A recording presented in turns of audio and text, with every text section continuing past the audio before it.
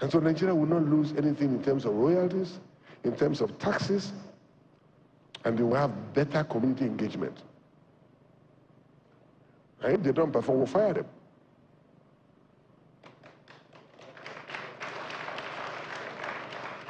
I have always said that, look, if the upstream doesn't succeed, midstream and downstream will fail.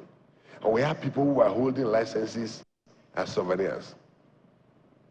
If those people do not use the licenses given to them to be able to raise funds and then extract the crude oil from the soil, we better take it away from them.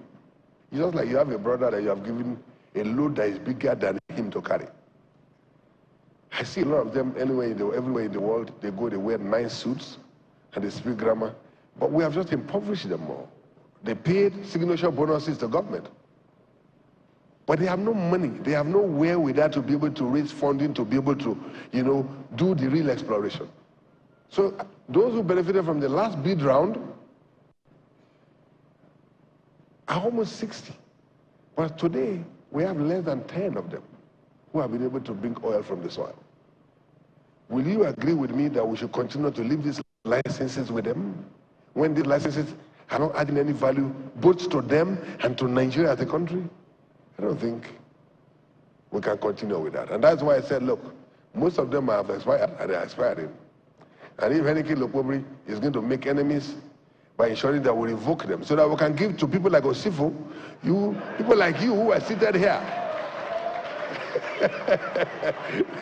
Those of you who are worked, those of you in Pengassi who are worked in this industry who have extensive contacts to be able to attract funding, to get those licenses so that we'll be able to attract funding and then invest in them.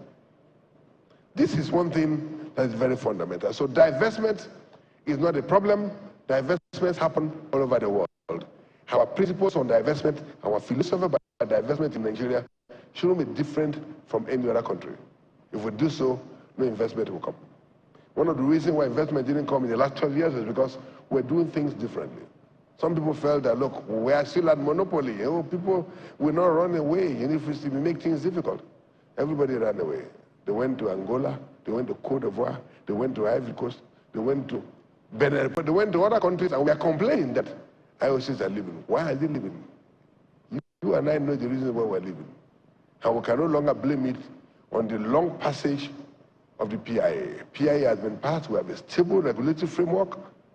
It's also our duty to see how we can get our fiscal regime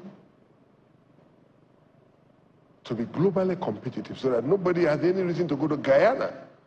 And I've also told them that if you marry a wife for 60, 70 years, and because the wife is old, you too, you're old, you want to go and marry a young girl, by the time she gives you wahala, you will die young.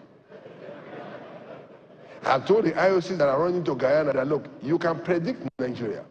You've been in Nigeria for 60, 70 years. You can predict what will happen in our environment. But you can't predict what will happen in Guyana. They just discovered oil about 3, 4 years ago, and so they can just give you any conditions that may not be globally realistic. But if you go, you will run back, or by the time you run back, there will be no vacancy for you here. So stay here with us. Let's engage. Let's discuss the issues and then find common, solutions. Let me conclude by talking about the issue of oil theft. Oil theft, as you rightly know, is a national emergency. And today, the responsibility of, curbing that, has been taken over between the ministry, NMPC, and the security agencies, with the support of, the Office of the National Security Advisor. We'll be holding meetings there, and all of us are working together to ensure that there's no way you can eliminate crime completely. This is a major economic crime. There's nowhere in the world where not even America has been able to wipe out drug trade. You can't.